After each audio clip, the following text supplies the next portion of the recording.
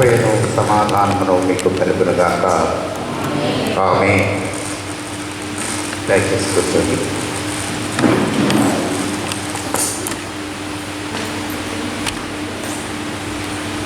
దేవుడికి స్తోత్రం. క్రీస్తునందు ప్రియులారా, క్రితం తరువాత 23వ ఆదివారపు ఆరాధనలో కూడినటువంటి విశ్వాసులందరి పక్షంగా దేవుడికి వందనాలు చెల్లిస్తున్నాను. దైవాశీస్సులు మీకు కలగాలని ఆశిస్తున్నాను. ఈ దినం మనం చదువుకున్నటువంటి లేఖన భాగాల్లో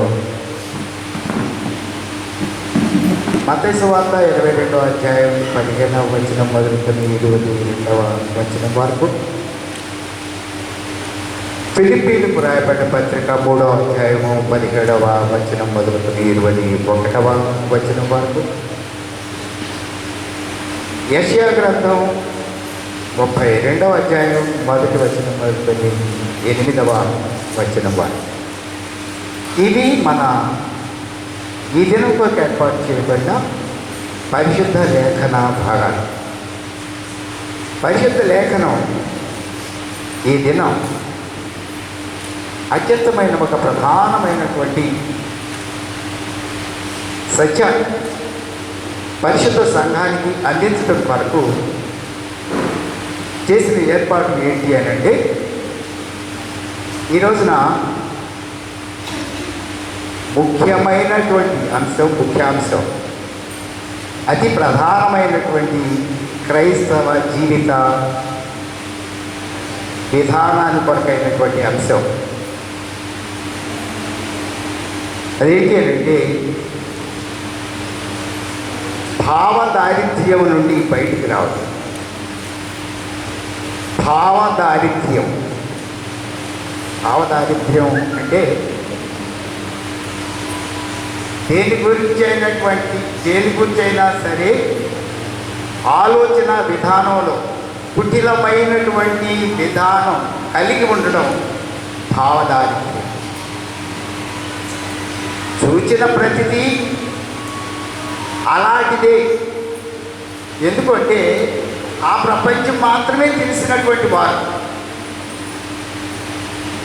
కాని ప్రపంచాలు ఎరిగినటువంటి వారు ఎదుటి వారిని చూసేటప్పుడు కాని వారుగానే ఆలోచించేటటువంటి భావదారిద్ర్యం, ఇతరుల గురించినటువంటి ఆలోచనలో ఉండేటటువంటి భావదారిద్ర్యం చాలా భయంకరమైనటువంటిది అనేటటువంటిది ఈ దినం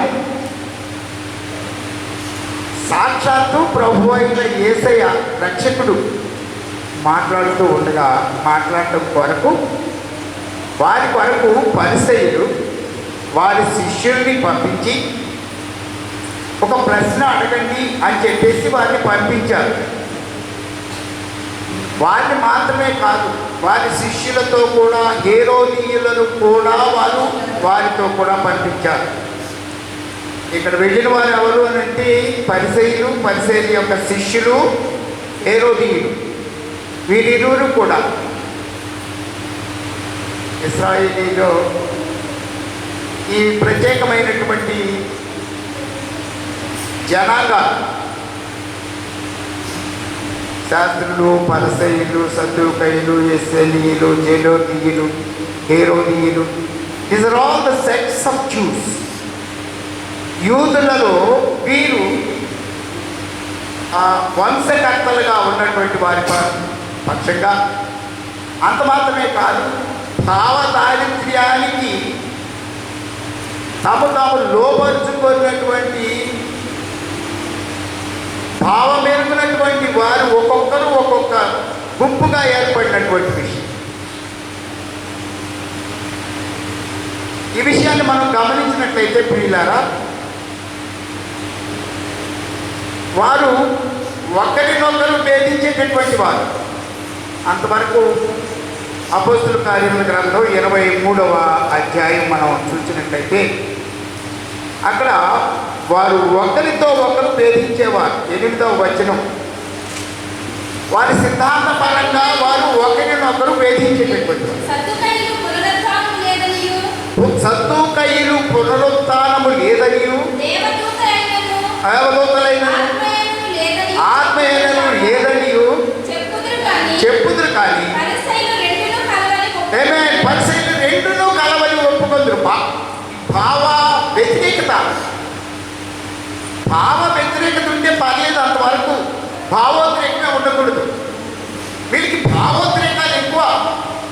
తమ భావానికి ఏ విధంగా కూడా సమరూపంలో ఉన్నటువంటి వారికి భావోద్రేకంతో సమాధానమిచ్చి ఒకరికొకరు శత్రువులుగా వారు ఒకరినొకరు భావించుకునేటటువంటి వారు. అంతవరకు బాగుంది. యూదుల్లో ఉన్నటువంటి వీరు ఒకరికొకరు వారి యొక్క భావాన్ని బట్టి, వారి యొక్క ఉద్దేశాన్ని బట్టి వారు ఒకరినొకరు భేదించి ఒకరికొకరు వైరుధ్యం కలిగి ఉండడం అదే అంతవరకు అట్లా ఉన్నది. సంగతి ఏంటంటే పరిశుద్ధాత్ముడు ఒక సంఘంలో లేకుంటే ఒక స్థలంలో ఒక సమాజంలో పరిశుద్ధాత్ముడు కార్యం చేస్తే ఒకరినొకరు వేరుపడే పరిస్థితులు లేవు. ఎందుకంటే విశ్వసించిన వారందరూ ఏక హృదయమును ఏకాత్మయం కలిగిన వారై ఉంది. వీరికి విశ్వాసం లేదు. ఎక్కడ విశ్వాసం లేదు? ఎవరి యొక్క విశ్వాసం లేదు అంటే యేసు ప్రభువునందు వారికి విశ్వాసం లేదు. ఎందుకంటే వారు తీసుకున్నటువంటి ఒక చిత్రం ఉన్నది. మెస్సయ్య అనే దానికి వారికి ఒక భావచిత్రం ఒకటి. వారి భావంలో మెస్సయ్యను కూర్చున్నటువంటి ఒక చిత్రానికి యేసు ప్రభు సరిపోలా. అది వారికి భావ వ్యతిరేకత కలిగి ఉండడానికి కారణం ఏంటంటే వారి గురించి వారు తలంచేది ఏంటి అంటే వారు రోషం కలిగిన జనాంగం, రోషం కలిగిన దేవుడు, రోషం కలిగిన దేవుడికి వారసులు, ఆయన ద్వారా నడిపించబడేవారు, ఆయన మరలా వచ్చి ఆయన రాజ్యం స్థాపించి లోకమంతటా తన రాజ్యాన్ని వ్యాపింపచేస్తాడు అనేటటువంటి ఆభావం కలిగినటువంటి వారు దీనుడైనటువంటి యేసయ్యను కూర్చున్నటువంటి యేసయ్యను చూసినప్పుడు వారి భావచిత్రానికి ఇది సరిపోలేదు. క్రీస్తునందు ప్రియులారా దయచేసి గమనించాలి. భావం మాత్రమే దయచేసి గమనించాలి. ఈ రోజున ఒకరిని కూర్చున్నటువంటి ఒక భావం మనం కలిగి ఉన్న తర్వాత వారు ఎటువంటి వారైనా సరే అదే భావం మనలో తన కార్యం జరిగిస్తూనే ఉంటుంది. వారెంత మంచి వారైనప్పటికీ వారి నోరు తెలవనంతసేపు కూడా వారి ఏంటో మనకు తెలియనటువంటి పరిస్థితుల్లో వారి కూర్చున్నటువంటి మనభావం ఎప్పుడు మనల్ని అధికారం చలాయిస్తూ ఉంటుంది, నడిపిస్తూ ఉంటుంది. ప్రియులారా గమనించాలి. రక్షకుడైనటువంటి యేసయ్య పరలోకం నుండి దిగి వచ్చి నా యొక్క రక్షణ నిమిత్తమై తన ప్రాణము సైతం అర్పించి మన పాప క్షమాపణ నిమిత్తం రక్తం చిందించడానికి వచ్చినటువంటి యేసయ్యను కూర్చున్నటువంటి భావం ఒకసారి గమనిస్తే మీరందరూ వ్యతిరేక భావం కలిగిన వారు. దేవునికి స్తోత్రం. ప్రియులారా గమనించాలి. వీరు ఒకరికొకరు శత్రువులు, అంతవరకు పర్లేదు. ఇంకొక విషయాన్ని మనం చూసినట్లయితే ఒకరికొకరు శత్రువులుగా ఉండటం మాత్రమే కాదు, అందరూ కలిసి యేసయ్యకు శత్రువులు.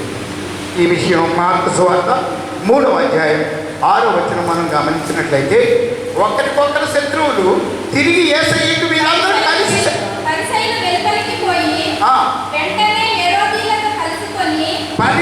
హేరోదీయులను కలుసుకొని ఆయనను ఎలాగూ సంహరితుము అని ఆయనకు విరోధముగా ఆలోచన చేసేది.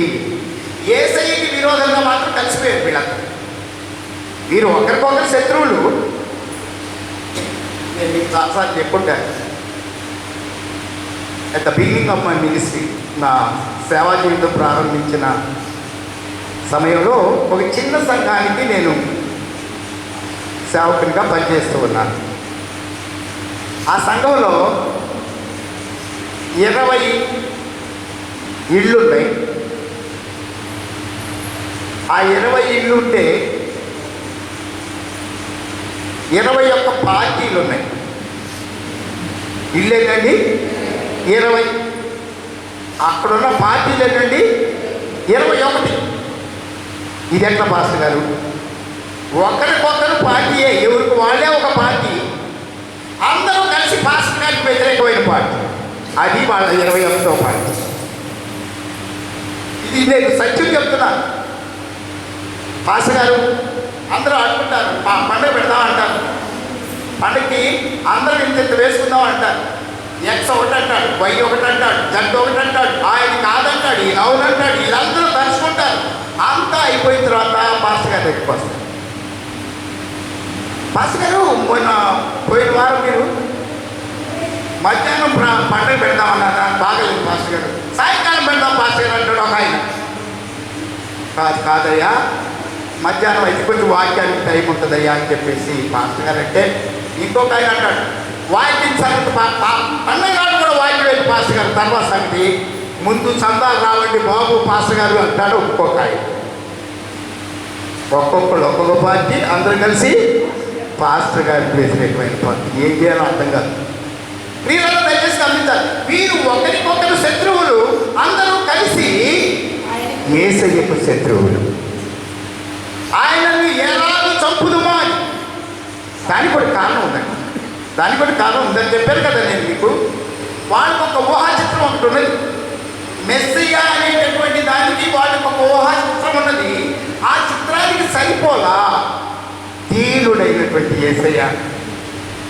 ఆయన దీనుడై దీన మనస్కుడై తన్ను తాను మరణానికి అప్పగించుకుని పర్యంతము దేవునికి విధేయుడైనటువంటి యేసయ్య యొక్క చిత్రం ఆయనకి వారికి సరిపోలేదు, వారు గీచుకున్న చిత్రానికి. అందువరకే వ్యతిరేకులు వాడు. ఇటువంటి ఆయన మనకు దేవుడు ఏంటి దయచేసి గమనించాలి. కానీ అందరూ కలిసి ఏమైనా చేయొచ్చు. యేసు ప్రభువును అందరూ కలిసి ఏమైనా చేయొచ్చు. చేయటానికి ఒక చిన్న ఆటంకం ఒకటి ఏర్పడింది. ఆయన మరణించిన వారిని తిరిగి లేపాడు, కుష్ఠరోగులను బాగు చేశాడు, కుంటివారికి కాళ్ళలు ఇచ్చాడు, గుడ్డివారికి కళ్ళలు ఇచ్చాడు. ఆయనకి ఏదైనా మనం చేస్తే వీళ్ళందరూ ఊరుకుంటారా అని భయం అండి వాళ్ళకి. అది వారి భయం. లోకమంతయు ఆయన వెంటబడి వెళ్ళుచున్నది అనేది ఒక భయం. ఆ భయాన్ని లోకం వెంటబడి వెళుతుంది కనుక ఆయన్ని మనం ఏం చేయడానికి వీలు లేదు. ఇదొక భయం. భావదారిద్ర్యం, ఆయన గూర్చినటువంటి భావదారిద్ర్యం వారిని ఏలుతూ ఉన్నది. క్రీస్తునందు ప్రియుల, అసలు విషయానికి రావాలి మనం ఈ రోజున. అసలు విషయం ఏంటంటే, ఆ భావదారిద్ర్యాన్ని గూర్చినటువంటి వారి ఆలోచన ఏంటి అంటే, మీరు పోయి ఒక ప్రశ్న అడగండి, ఎవరెవరు వెళ్ళారండి? పరిసయ్యుల యొక్క శిష్యులు, హేరోదీయులు. వీరిద్దరు ఒకరికొకరు శత్రువులు. హేరోదీయులు రాజకీయమైనటువంటి ప్రాబల్యం పొందుకోవాలనేటటువంటి వారు హేరోదీయులు. రాజకీయం కాదు, మత ప్రాబల్యమై ఉండాలి అనేటటువంటి వారు పరిసయ్యులు, మతావలంబకులు. వీరు కూడా చేసేది వ్యతిరేకించారు. మతపరంగా మతమే అన్నిటికీ మూలం అనేటటువంటి వారు పరిసయ్యులు అయితే, రాజ్యం అతి ప్రధానమైనటువంటిది అనేటటువంటిది హేరోదీయుల యొక్క ఉద్దేశం. అందుకొరకు ఇద్దరు కలిసి వెళ్ళారు. అక్కడ యేసయ్య దగ్గరికి వెళ్ళి ఆయన దగ్గర అడిగేటటువంటి ప్రశ్న ఏంటి అంటే, పౌరసత్వాన్ని కూర్చినటువంటి ఆలోచన. ఏ ఆలోచన అండి? పౌరసత్వం. ఈయన నేను దేవుని కుమారుడని చెప్తున్నాడు, ఆయన పరలోకం నుండి వచ్చానని చెప్తున్నాడు. ఈయన ఒకవేళ మనకి పని ఇవ్వాలి అంటే చెప్తే, ఏమయ్యా నీవు పరలోకపు పౌరుడు అయి ఉండి ఈ లోకపు రాజ్యానికి నువ్వు లోపడతావా, తలవంచుతావా అని అడగడానికి ఒక ప్రశ్న. ఒక విధంగా ఆయన నిల్చున్నాడు ఇక్కడ. ఆ మాట చక్కగా కాదమ్మా, సత్యవంతుడు అయి ఉండి దేవుని మార్గము సత్యముగా బోధిస్తున్నావనియు, నీ ఎవరిని లక్ష్య పెట్టవనియు, మోమాటము లేనివాడు అనియు. ఇవన్నీ మంచియే, ఏది తప్పు కాదు. కానీ వాళ్ళు అనుకుంటుంది ఏంటంటే, ఆయన ఎక్సకాలు మాట్లాడుతున్నారు ఈ మాట. అయ్యా నువ్వు ఇంత మంచోడివే, నీ సంఖ్య ఏంటో చెప్పు అని. నీ ఎవరికి మొహమాటం లేనటువంటి వాడు, మొహమాటం లేకుండా మాట్లాడిప్పుడు అని వాళ్ళ అర్థం. మొహమాటం లేకుండా మాట్లాడాలి అని అంటే ఒకవేళ మీరు ప్రభుత్వానికి లోపడాల్సిన అవసరం లేదు, పన్ను కట్టిన అవసరం లేదు అని ఒకవేళ చెప్తే ప్రభుత్వానికి దోషిగా కనబడతాడు. రైట్, ప్రభుత్వానికి మీరు పన్ను కట్టాలి అని చెప్తే దేవుని కుమారుడు అనేటటువంటి దానికి ఒక భయంకరమైన అవరోధం. ఈ రెండు ప్రశ్నలు విన్నారా? అక్కడ ఆయన వారిని కూర్చున్నటువంటి అన్నటువంటి మాటను ఒక దానిని మనం ఈ రోజున గమనించవలసినటువంటి వారమై ఉంటున్నాం. యేసు వారి చెడుతనము లేని వీళ్ళరా గమనించాలండి. భావదారిద్ర్యం అంటే ఇదే. భావదారిద్ర్యం అంటే అంతరాన్ని కప్పిపుచ్చుకోవడం, మాటల్లో మరొకటి మాట్లాడడం.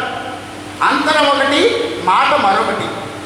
ఏమండి, పొగడమే వీడు పొగిడేదండి, పొగిడినట్లుగా మాట్లాడారు, కానీ వీళ్ళు చిక్కుపరచవలనని, మాటలలో చిక్కుపరచవలని వచ్చిన వాడు భావదారిద్ర్యం.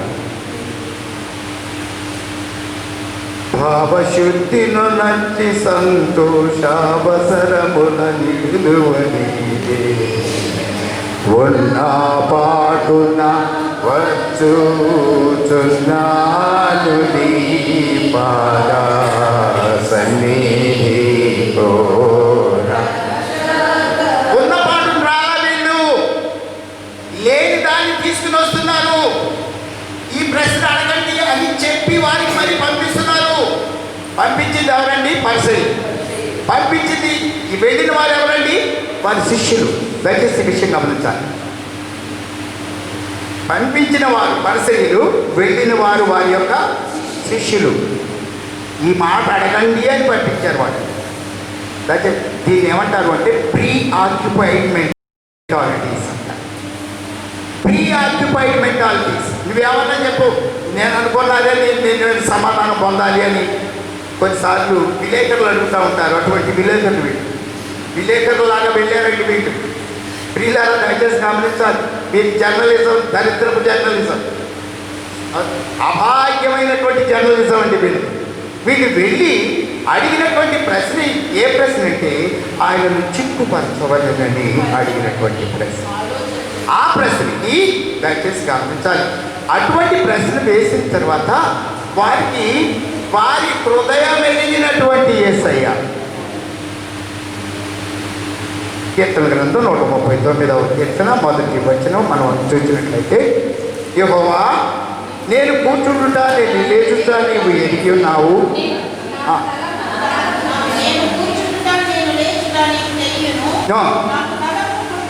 తలంపు పుట్టకమునిపే నీవు నా మనసును.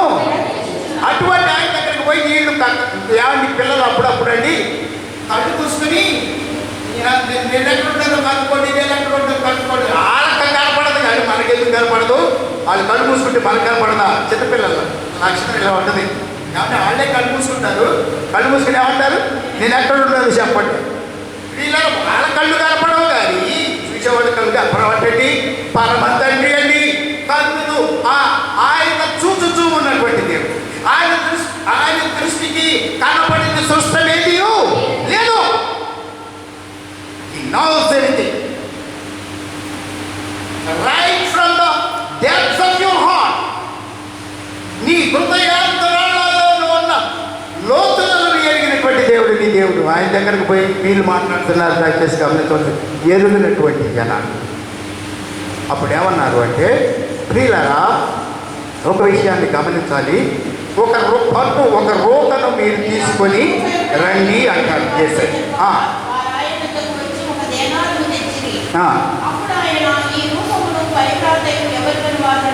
ఈ రూపమును పై రాతయు ఎవరివని ఆయనను అడుగగా కైసరువి అని.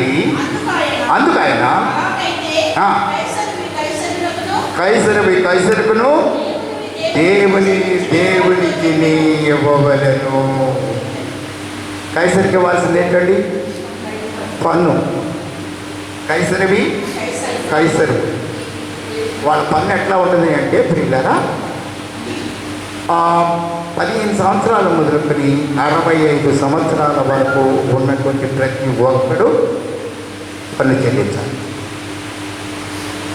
ప్రభుత్వమేమో రోమా ప్రభుత్వం, ప్రజలేమో యోధా జనాలు. వీళ్ళకి ఒక విషయం గమనించాలి. వీళ్ళు పన్ను కట్టాలా కట్టొద్దా అనేటటువంటిది హేరోదీయులు అనేటటువంటి వారికి ఒక ఉద్దేశం ఏంటంటే, అసలు మన దేవుడు గొప్ప దేవుడు, మన దేవుడు అన్నిటికీ రాజు, ప్రభువులకు ప్రభు, మన దేవుడి రాజ్యం మనదే అయితే వాళ్ళకి ఎవరికో ఏసై కూడా అదే మాట అంటాడు. ఏమండి పన్ను కట్టే వాళ్ళు ఎవరు కుమారులా కానివారా అని అడుగుతాడు. ప్రియులారా దయచేసి గమనించాలి. దేవుని కుమారులు మేము కనుక మేము పన్ను కట్టాల్సిన అవసరం లేదు అని వారి యొక్క ఉద్దేశం. అయితే ప్రియులారా గమనించవలసిందిగా మనం చేస్తున్నాం. నేను ఒక విషయం మీకు జ్ఞాపకం చేస్తాను. ఆదికాండం 41వ అధ్యాయం ఒకసారి మనం చూసినట్లయితే 34వ వచనంలో అక్కడ అమ్మా ఫరో అట్లు చేసి ఈ దేశము పైన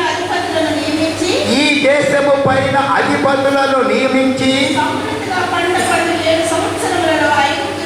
సమృద్ధిగా పంట పండు 7 సంవత్సరములలో ఐగుప్తు దేశమంతటను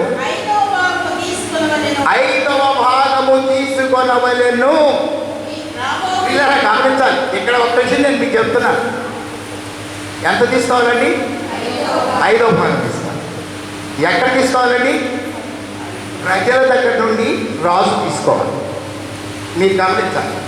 రాజు ఎందుకు తీసుకుంటున్నాడు అని అంటే, ఈ సమృద్ధిగా పండే 7 సంవత్సరాల్లో ఆహారం కరువు వచ్చే 7 సంవత్సరాల్లో ప్రజలందరికీ ఇవ్వడం కోసం అని చెప్పేసి రాజ్యం అంతటి కొరకు ఆయన 5వ వంతు పంటలు తీసుకొని దాచించాడు. పొలవడానికి కూడా వీలు కాలేదంటండి. పొలవలేనంత ధాన్యం వచ్చేసేసింది.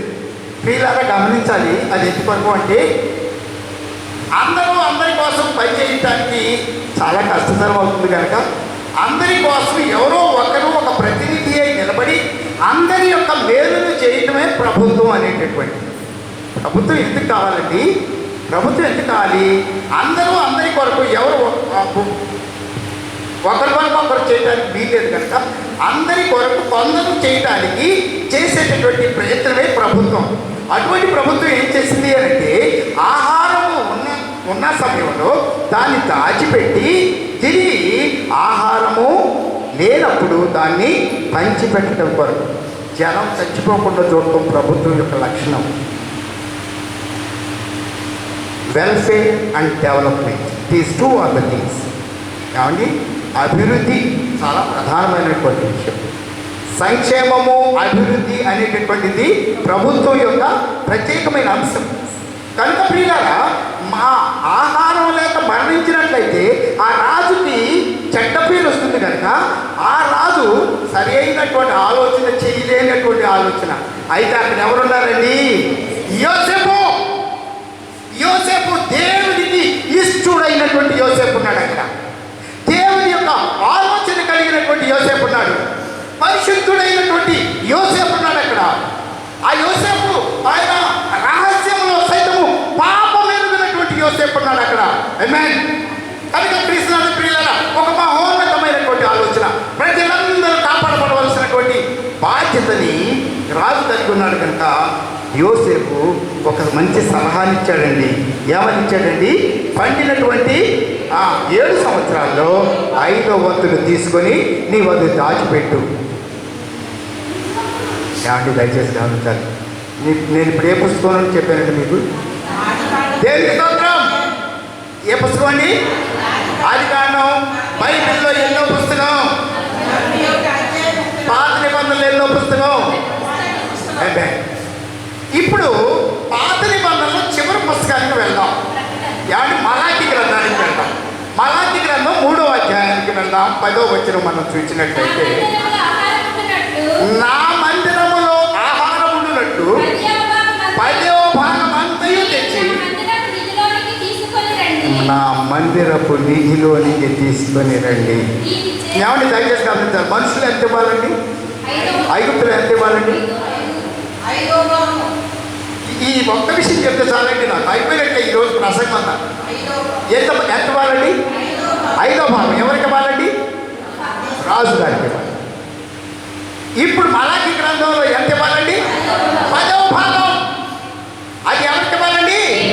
దేవుని మందిరానికి ఇవ్వాలి. యేసయ్య ఏమంటాడో తెలుసండి? కైసరువి కైసరుకు, దేవునిది దేవునికి. దేవునికి ఇవ్వవలసిన 10వ వంతును దేవుని సన్నిధికి తీసుకుని రండి. అది ఆయన చెప్పినటువంటి మాట. పాత నిబంధనలో మొదటి గ్రంథంలో చెప్పబడినటువంటి మాట, ప్రజల యొక్క శ్రేయస్సు నిమిత్తం రాజుగారికి ఇచ్చేటటువంటి 5వ వంతు. మలాకి గ్రంథంలో మందిరములో ఆహారమును నిమిత్తము 10వ వంతును తెచ్చి నా మందిరపు నిధిలోనికి తీసుకొని రండి. ఇదేం ఆహారం అండి? ఇదేం ఆహారం అండి? సువార్త విరివిగా ప్రకటించబడాలి. సువార్తకు ఆటంకం రాకూడదు. ఏమండి? సువార్తకు కావాల్సిన మైక్ కావాలి, సువార్తకు కావాల్సిన లైట్ కావాలి, సువార్తకు కావాల్సిన మందిరం కావాలి. అబ్బా చాలా వేడిగా ఉన్నది అంటే ఫ్యాన్ కావాలి. పిల్లలు ఇవన్నీ కలిసి ఏకంగా సువార్త ప్రకటనలో భాగాలు. మనుషులు బతకాలి అంటే 5వ వంతు ఇవ్వాలి, సువార్త కావాలి అంటే 10వ వంతును తీసుకొని రావాలి. కైసరు కైసరికి, దేవునిది దేవుని. నువ్వు ఇస్తున్నావా అని అంటే మలాకి గ్రంథం ఏమంటుందంటే ఇవ్వట్లేదు మాట. ఏమంటుంది? మీరు దేవుని యొక్క దొంగిలుచు ఉన్నారు. కనుక క్రీస్తునందు ప్రియులారా, ఈ చక్కని విషయం ఏంటంటే దేవునికి ఇవ్వాల్సింది ఏంటి, మనుషులకి ఇవ్వాల్సింది ఏంటి, రాజుగారికి ఇవ్వాల్సింది ఏంటి, దేవునికి ఇవ్వవలసింది ఏంటి. దేవునికి స్తోత్రం. క్రీస్తునందు ప్రియులారా, సామెతల గ్రంథం 11వ అధ్యాయం 11వ వచనం మనం చూసినట్లయితే, ప్రభుత్వ విషయంలో అనుసరించాల్సినటువంటి విషయం ఎందుకు చెప్పాడు అని అంటే, యథార్థవంతుల దీవెన వలన పట్టణములకు కీర్తి కలుగును, భక్తిహీనుల మాటలు దానిని బోర్లద్రోయును. యథార్థవంతులు అంటే ఇక్కడే చెప్పుకోవాల్సింది ఏంటంటే పన్నులు బాగా కట్టేటటువంటి వాడు. పన్నులు ఎగ్గొట్టేవాడు కాదు.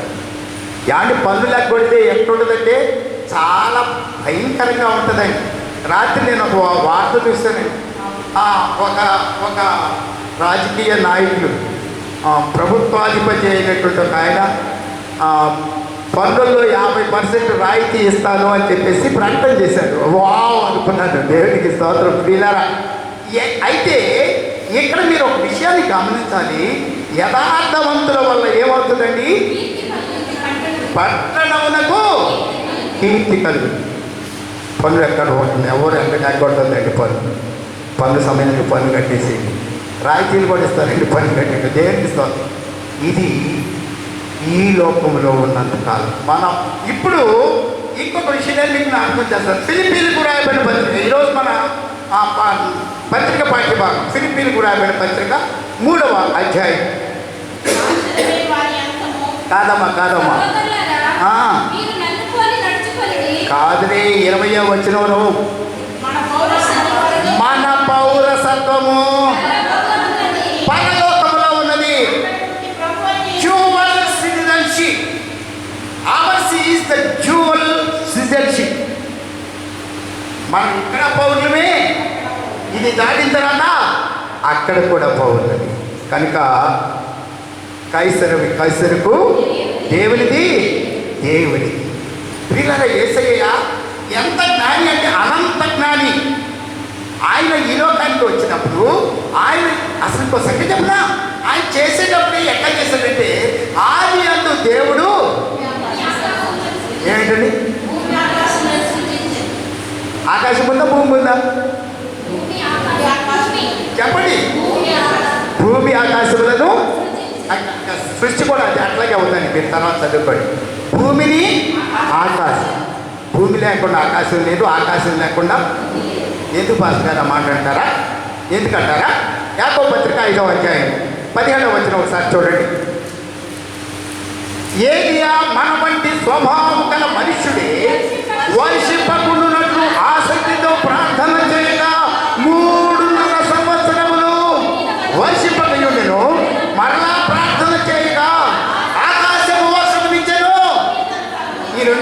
బతకలేదు. అందుకొరకే మన పౌరసత్వము పరలోకములో ఉన్నది. ఇప్పుడు మన పౌరసత్వాన్ని జాగ్రత్తగా కాపాడుకోవాలి. మనల్ని చూసినటువంటి వారు రోమీయులకు రాబడిన పత్రిక 13వ అధ్యాయం ఒకసారి చూడండి. ఎందుకు మనం ఇక్కడ పౌరసత్వంలో మనకు ఉన్నటువంటి మన పరిస్థితి ఏంటి, అసలు ఎందుకు మనం ఇక్కడ పౌరులు అనేటటువంటి మాటను మనం చూసినట్లయితే 13వ అధ్యాయం మొదటి వచనం నుండి మనం చూసినట్టు కదమ్మా. రోమీయులకు రాబడిన పత్రిక 13వ అధ్యాయం మొదటి వచనం. ప్రతి వాడును పై అధికారులకు లోబడి ఉన్నవారు, ఏమనగా దేవుని వలన కలిగినది తప్ప మరి ఏ అధికారమును లేదు. ఉన్న అధికారమును దేవుని వలనే నియమింపబడి ఉన్నది. కాబట్టి అధికారమును ఎదిరించువాడు దేవుని నియమమును ఎదిరించుచున్నాడు. ప్రియుడా, నువ్వు మంచి పౌరుడు అయ్యా. పరలోకపు పౌరుడు అంటే అర్థం ఏంటి అని అంటే ఈ లోకపు పౌరసత్వంలో అనేకులకు ఆదర్శప్రాయమైన వాడు ఈ లోక పౌరసత్వంలో. కనుక క్రీస్తునందు ప్రియులారా, అధికారమైనను ప్రభుత్వములైనను దేవుని చేత అనుగ్రహింపబడి. యేసయ్య ఎంత చక్కగా చెప్పాడండి. యేసయ్య ఎంత గొప్పది. జ్ఞానం అంటే యేసయ్య జ్ఞానం, యేసు జ్ఞానం కలిగి ఉంటుంది. It's not the embodiment of wisdom, it's nothing but wisdom. ఏమండి, జ్ఞానాన్ని వస్త్రంగా ధరించడం కాదండి, ఆయనే జ్ఞానం వస్తుంది. మొదటి అధ్యాయం 24వ వచనం చూసినట్లయితే యూదులు సూచక క్రియలు అడుగుతున్నారు, క్రీస్తు దేశస్థులు జ్ఞానం వెతుకుతున్నారు. యూదులకేమి క్రీస్తు దేశస్థులకేమి పిలువబడిన వారికే యేసు దేవుని శక్తిను దేవుని జ్ఞానమై ఉన్నారు. ప్రియులారా, అంత గొప్ప దేవుడు యేసయ్య జ్ఞానం. ఆ జ్ఞానం మీకు కావాలి. ఈరోజు నా జ్ఞానాన్ని పోగొట్టుకుని అజ్ఞానంగా భావ దారిద్ర్యంతో జీవిస్తున్నటువంటి పరిసయ్యుల శిష్యులు, హేరోదీయులు, సద్దూకయ్యులు, ఇశ్రాయేలీయులు. ఒకడు పునరుద్ధానం వద్దంటాడు, ఒకడు పునరుద్ధానాన్ని ఒప్పుకోమంటాడు. ఒకడు పన్ను కట్టడం కట్టాలి అంటాడు, ఒకటి ఎందుకు మనం పన్ను కట్టాలని మరొకటి అంటాడు. ప్రియులారా, వీరందరూ కూడా దేవుని ప్రజలైన ఇశ్రాయేలీయులే. ఈ రోజున క్రైస్తవులైనటువంటి వారు ఎంత గొప్ప బాధ్యతను దేవుడు అప్పగించాడో ఈ లోకంలో నీవు సాక్ష్యమై జీవించాలి. నిన్ను చూచిన వారు నీలో యేసు ప్రభువుని చూడాలి. నిన్ను చూచిన వారు యేసు ప్రభు యొక్క ప్రేమ, సంతోషము, సమాధానము, దీర్ఘశాంతము, దయాలతో ఆత్మఫలము నీలో నుంచి కనబడాలి. అప్పుడు మాత్రమే ఈ లోకంలో రానయ్యున్న లోకంలో మన పౌరసత్వము అది అప్పుడు చెప్పాలమ్మా. ఈ లోకంలో చేయాల్సిందంతా భావ దారిద్ర్యం అంతా కలిగి ఉండి ఒకవేళ పౌరసత్వాన్ని ఒకవేళ కోరుకుంటే ఈ రోజున మనకి చాలా భారమైన విషయమే. భావ దారిద్ర్యాన్ని విడిచిపెడదాం. భావ దారిద్ర్యాన్ని విడిచిపెట్టడానికి వీళ్ళకున్న భావ దారిద్ర్యం ఏంటంటే యేసయ్య మెస్సయ్య అర్థం కాలేదండి వాళ్ళకి. అయితే ఆ భావ దారిద్ర్యం నుండి బయటికి రావాలి అని అంటే మనం చేయాల్సింది ఏంటి అని అంటే యోహాను సువార్త 17వ అధ్యాయం ఒక్కసారి మనం ఆ భావం మనకి కావలసినటువంటి పరిశుద్ధమైనటువంటి అనుకూలమైనటువంటి భావం 3వ వచనం అండి గొప్పది. అయితే మనుషులు బతకడానికి 5వ వంతు అయితే ఆత్మలు బతకాలంటే 10వ వంతు దేవుడికి ఇస్తాడు. నువ్వు ఒకవేళ ఆ విధంగా నువ్వు చేసినట్లయితే దేవుడు నిన్ను బహుగా ఆశీర్వదించబోతున్నాడు. నీ ఆత్మీయ జీవితంలో అత్యున్నతమైనటువంటి ఆశీర్వాదాలను అనుగ్రహించబోతున్నాడు. నీ నీ ఐగుప్తీలలో కలిగిన ఏ రోగమును నీకు సంభవించదు. దేవునికి స్తోత్రం. ఎంత ధైర్యమో ప్రియులారని గమనించాలి. ఇవాళ వచ్చింది నాకు ధైర్యం, మూతి కూడా లేకుండా మాట్లాడటానికి ధైర్యం వచ్చింది. దేవుడికి స్తోత్రం. ఎందుకు అంటే దేవానికి స్తోత్రం. ఒకవేళ వస్తే నీ దగ్గరికి నా ప్రభు అనుకొని ఆ మూతి కూడా లేకుండా వచ్చారు. కానీ మీరు అలా చేయవు అక్కడ దయచేసి మూతి కూడా తప్పకుండా ఉండాల్సిందే. ఎంతవరకు ఉండాలి అని అంటే ఆ గాలిని మనం అంతరించేంతవరకు ఉండాల్సిందే. అంతవరకే ఏమని చెప్తారంటే మూతికి కావాలి, ముక్కుకి కావాలి, నోటికి కావాలి, ముక్కుకి కావాలని చెబుతున్న దేవునికి స్తోత్రం. అయితే ప్రియులారా, మన పౌరసత్వము పరలోకంలో ఉంది. ఇక్కడ వదిలిపెడితే ఏమవుతామండి మనం? పరలోకపు పౌరసం. అక్కడ పౌరులు అండి. ఆయన నీతిని రాజ్యమును మొదట వెలుపడి అప్పుడు అవన్నీ మీకు అనుగ్రహించబడును. పరలోక పౌరులు చేయాల్సింది పరలోక పౌరులుగా చేయాల్సింది ఒక విధమైతే ఈ లోక పౌరులుగా చేయవలసింది మరొక విధం. ఈ రెండు చేసి యేసయ్య మనల్ని ఆశీర్వదించాడు. దయచేసి గమనించవలసిందిగా మనం చేస్తున్నాం. క్రీస్తునందు ప్రియులారా, మత్తయి సువార్త 9వ అధ్యాయం 9వ వచనాన్ని మనం చూసినట్లయితే ఆయన యేసు అక్కడ నుండి వెళ్ళుచు సుంకపు పెట్టె వద్ద కూర్చుని ఉన్న మత్తయి అనే ఒక మనిషిని ఈయనెవరండి? సుంకపు మెట్టునొద్ద కూర్చుండి ఉన్న మత్తయి. ప్రియులారా, ఒక సంగతి చెప్పాలంటే వీళ్ళంటే పరిసరికి అసలు ఇష్టం ఉండదండి. ఎందుకో తెలుసండి? రోమీయుల పక్షంగా పన్ను కలెక్ట్ చేసేవాళ్ళు. వీళ్ళు రోమీయుల పక్షంగా కలెక్ట్ చేయడమే కాదండి, పాట పాడుకుంటారు. ఈ సంవత్సరం నేను ఇదిగో ఈ ప్రావిన్స్ నుండి ఎంత ఇస్తాను సార్ అని పాట పాడతాను. పాట పాడి ఊరుకుంటానంటండి. పాడిన పాటకి న్యాయం చేకూర్చాలని ఏమండి? వేయవలసిన పన్ను కన్నా ఎక్కువ వేసి వాళ్ళకి రావాలి, ప్రభుత్వానికి ఇవ్వాలి. వాళ్ళు ఒప్పుకున్నంత ప్రభుత్వానికి ఇవ్వాలి, వాళ్ళకు కూడా లాభం రావాలి. అందుకొరకి ట్యాక్స్ కలెక్టర్స్ అంటే ఏమంటే సుంకపు గుత్తదారులు అంటే అందుకే వాళ్ళకి ఇష్టం లేదండి. ఒక ఆయన పరిగెత్తుకుంటూ వచ్చాడండి పాపం. ఈ సుంకపు గుత్తదారుడు ఒక ఆయన లోకాసు వార్త 19వ అధ్యాయం మనల్ని పరిగెత్తుకుంటూ యేసయ్య దగ్గరికి వచ్చాడండి. దేవుడికి స్తోత్రం. ప్రియులారా, ఎన్నాళ్ళు నేను అన్యాయముగా ఎవరి ఏదైనా సంపాదించిన ఎట్లా ప్రియులను గమనించాలి. సుంకపు గుత్తదారుడు అయినప్పటికీ కూడా తిరిగి మారు మనసు పొందినటువంటి మహోడు యేసును చూచిన జీవితం, యేసును కలిగిన ఇది భావ ఆశీర్వాదం, భావైక్యత, భావ దారిద్ర్యం నుండి బయటికి వచ్చుదా. ఈ భావాన్ని విడిచిపెట్టాలి. ఈ రోజున యేసును వచ్చినటువంటి భావం మనకి రావాలి. యేసును చూచిన వెంటనే కలిగినటువంటి మహోన్నతమైన స్థితి ఏంటంటే ఏదైనా నేను అన్యాయముగా తీసుకుని. ప్రియులను గమనించాలి. ఎదుటి వాళ్ళు నువ్వు నా దగ్గర అన్యాయంగా తీసుకున్నావయ్యా అంటే కూడా ఊరుకోవాలి. ఏమండి? తిరిగి పోటాడతాము తప్ప ఊరుకోవాలి. ఆత్మ పరిశీలన లేదు. ఆత్మ పరిశీలన మనకున్నట్లయితే నిజంగా దేవుని కుమారులమై ఉంటాం. అందుకొరకే దేవుని బిడ్డకు ఉండాల్సింది ఏంటంటే అంత పరిశీలన. నేను ఎవరి యొద్దైనను నేను అన్యాయముగా సంపాదించిన ఎడల ఆత్మ పరిశీలన కలిగిన వాడు. వీళ్ళెవరండి? ఇతడును అబ్రహాము కుమారుడే. ఎందుకనగా ఈ ఇంటికి రక్షణ వచ్చిన పౌరసత్వం, పరలోక పౌరసత్వం. రక్షణలో నువ్వు పరలోక పౌరసత్వాన్ని పొందుకుంటావండి. కానీ నువ్వు చెప్పుకోవాల్సిన రెండో పౌరసత్వం, రక్షణ పొందినప్పుడు నీ రెండో పౌరసత్వం ఎంత ఆశీర్వాదకరమైందో. నేను పరలోకపు పౌరుడు, నేను పరలోకపు పౌరుడు. నా దేవునికి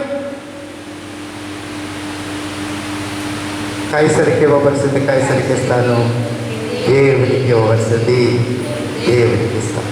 ఈ రెండే మాట. అయితే ప్రియులారా, అటువంటి స్థితిలో మనకి కొన్నిసార్లు అనుమానాస్పదమైనటువంటి పరిస్థితి. ఒకసారి ఒక ఐఏఎస్ ఆఫీసర్ గారిని నేను ప్రసంగానికి పిలిచాను. ప్రసంగం అయిపోయిన తర్వాత యవనస్తులు అందరూ పాస్పెక్టులు ఐఏఎస్ ఆఫీసర్ గారితో మేము మాట్లాడాలని అనుకుంటున్నాం.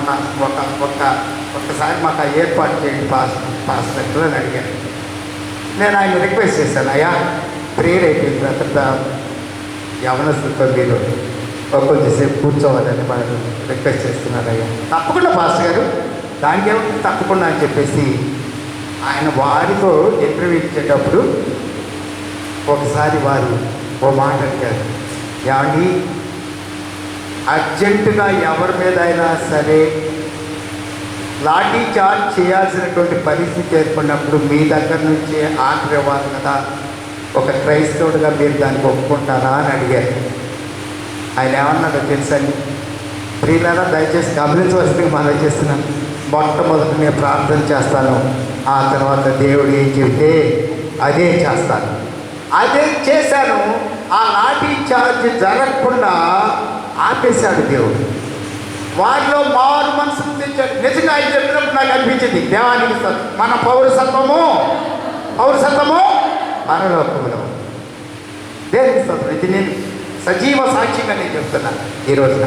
కనుక ప్రియులారా, ఆయన నీతిని రాజ్యమును మొదట వెతుకుడి, అప్పుడు అవన్నీ మీకు అనుగ్రహించబడి. దానికి ముందుగా ఒక మాట ఉంటుంది, మీరు దయచేసి గమనించాలి. మీకేమేమి కావలేనో మీ పరలోకపు తండ్రికి ఏమే.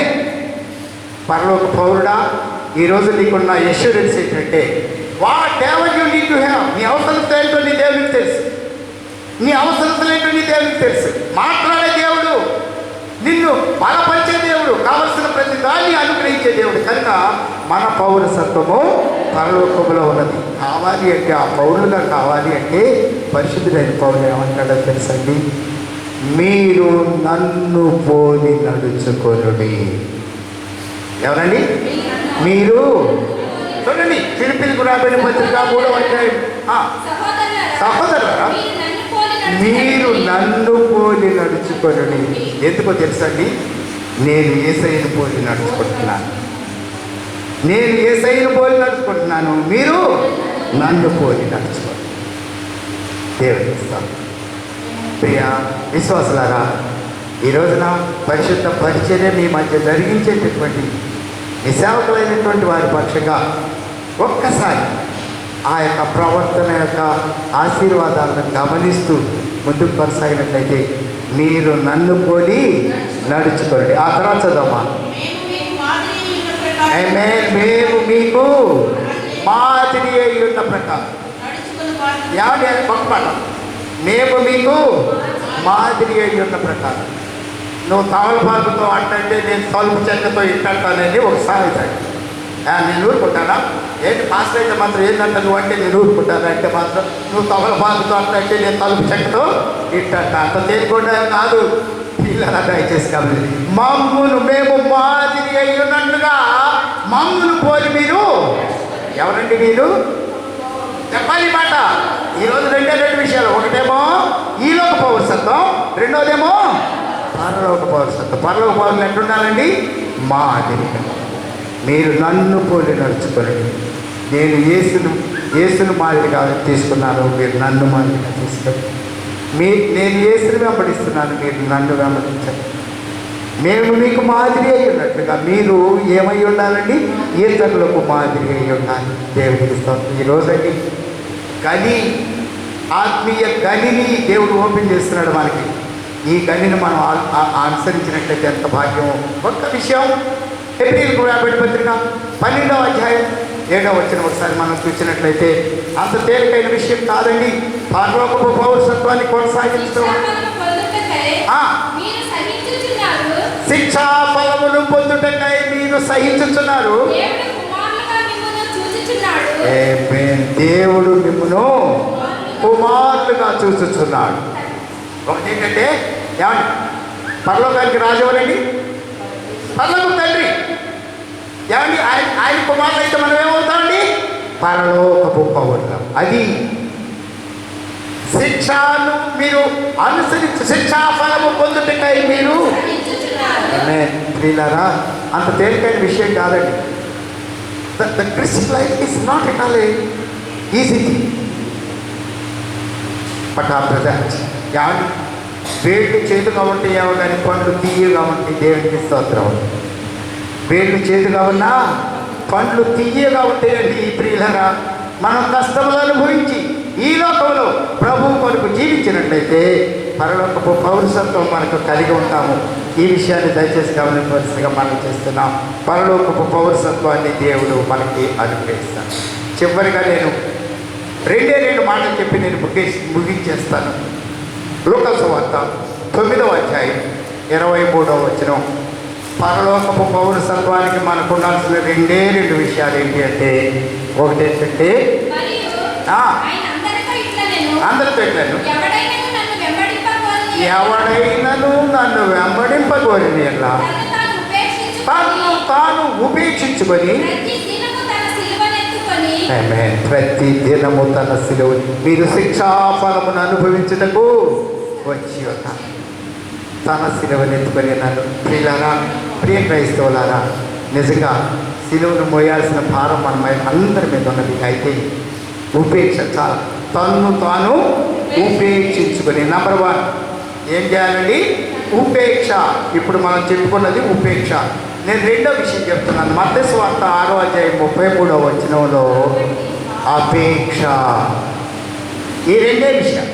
మొట్టమొదటిది ఉపేక్ష, రెండవది అపేక్ష. 6వ అధ్యాయం 33వ వచనం చూడండి. కాబట్టి మీరు ఆయన రాజ్యమును నీతిని మొదట వెదకుడి, అప్పుడు అవన్నీ మీకు అనుగ్రహింపబడు. ఉపేక్షించవలసింది ఒకటి, అపేక్షించవలసింది మరొకటి. పరలోకపు పౌరసత్వానికి మనం వారసులుగా మారబోతున్నాం. ఒకవేళ ఈ పౌరసత్వం మనం పొందుకున్నట్లయితే ఎంత భాగ్యమో. ఆయనకు కుమారులుగా ఉంటాం. ఆయన కుమారులైతే మీరు దుర్బీజులు మాత్రం మనం కాదు. కనుక పిలిపి పత్రికలో మన పౌరసత్వము పరలోకములో ఉన్నది. అక్కడ నుండి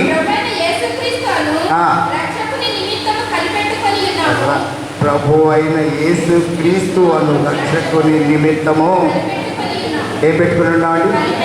కనిపెట్టుకొని ఉన్నాం. రెండు విషయాలు చెప్తాను నేను. కనిపెట్టు, కనికరము. ఈ రెండిట్లో ఏముంటుందో తెలుసా అండి? కనిపెట్టులో ఏముంటుందంటే కన్ను ఉంటుంది, పెట్టు ఉంటుంది. ఏంటండి? కన్ను, పెట్టు. కనికరంలో ఏముంటుందో తెలుసా అండి? కన్ను ఉన్నదండి, కరము ఉన్నదండి. కనికరము ఏమండి? కన్ను ఉన్నది, కనికరం. కనిపెట్టులో ఏమున్నదండి? కన్ను ఉన్నది, పెట్టున్నది. దేర్ఫోర్ కనికరము. ఆయన కనికరము కలిగిన వాడైనట్లు మనమును కనికరము గలవారమై ఉన్నాం. దేవునికి స్తోత్రం. క్రీస్తునందు ప్రియులారా, నేను అనుకుంటున్నాను ఈ భయంకరమైన పాండమిక్లో ఎంతోమంది పేదలకు మీరు సహాయం చేసి ఉంటారు. దేవునికి స్తోత్రం చెప్పిస్తుంది. ఆకలి కొన్న వారికి ఎవరికైనా మీరు ఆహారం పెట్టున్నట్లయితే దేవునికి స్తోత్రం చెప్పిస్తుంది. ఏదైనా అవసరంలో ఉన్న వారికి అవసరానికి ఒకవేళ తీర్చినట్లయితే దేవునికి స్తోత్రం. కనికరం. చివరిగా ఒక మాట చెప్తున్నాను. ఒకవేళ బాధలో ఉన్న వారిని చూసి అయ్యో అన్నా కూడా దేవుడు మిమ్మల్ని ఆశీర్వదిస్తుంది. ఎందుకంటే యేసుకు కలిగిన ఈ మనస్సును మీరు కలిగి జాలి గల యేసు. మన పౌరసత్వం పరలోకం అయితే మనలో ఏముంటుందండి? జాలి, దయ, కనికరం. ఎంతోమంది పేదలు మీరు కనికరించారు. వారి పక్షంగా మీకు పొందిన దేవుని పొందనాలు తెలుస్తున్నాను. మీకు నిండు ఆశీర్వాదాలు తెలియజేస్తున్నాను. ఇక ఫుల్ స్వింగ్లో ఆత్మీయ ఆశీర్వాదాలను సంతరించుకోవడానికి కానీ మన రెండు పౌరసత్వాలు మరొకసారి జ్ఞాపకం చేసుకున్నాం. ఒకటి ఈ లోకపు పౌరసత్వం, రెండవది పరలోకపు పౌరసత్వం. Dual citizenship. ఏంటంటే అది డ్యూవల్ సిటిజన్షిప్. ఈ లోకస్తులకు లేదండి. ఒకే పౌరసత్వం. అయిపోతే అయిపోయింది. ఈ పౌరసత్వం అయిపోతే వెళ్ళిపోయినట్టు. కానీ మనం ఇది వదిలిపెడితే మనకు ఇంకొక పౌరసత్వం ఉన్నది, పరలోకపు పౌరసత్వం. ఆయనతో కూడా ఉండేటటువంటి ఆ పౌరసత్వాన్ని సంపాదించుకునే నిమిత్తం ఆత్మదేవుడు తన కృపను మనందరికీ అనుగ్రహించేరుగాక. ఆమె సమస్త జ్ఞానములకు మించిన దేవుని సమాధానం యేసుక్రీస్తునందు మీ హృదయములకును తలపులకును కావలిగాక. ఆమె దేవా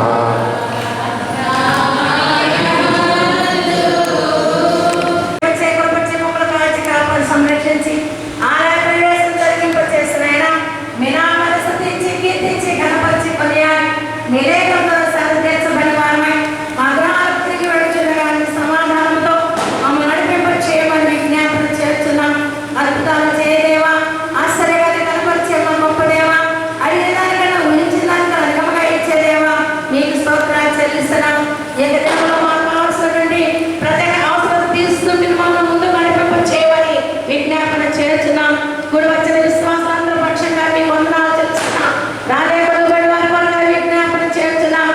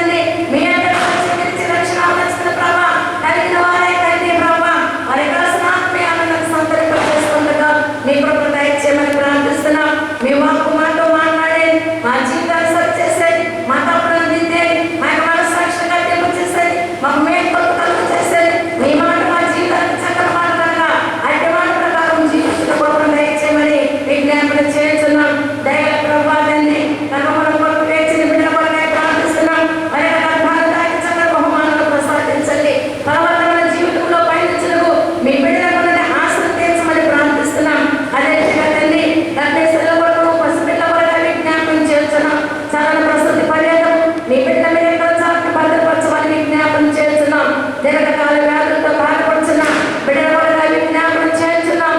దయగల ప్రభావ ప్రస్తుతి నామ తండ్రి క్యాన్సర్ అనేది చాలా మంది బిడ్డల ప్రభావ అది తాగుతున్నగా దాన్ని గర్తించండి అయ్యా. ఎందుకు విన్నమో తెలియదు ప్రభావ.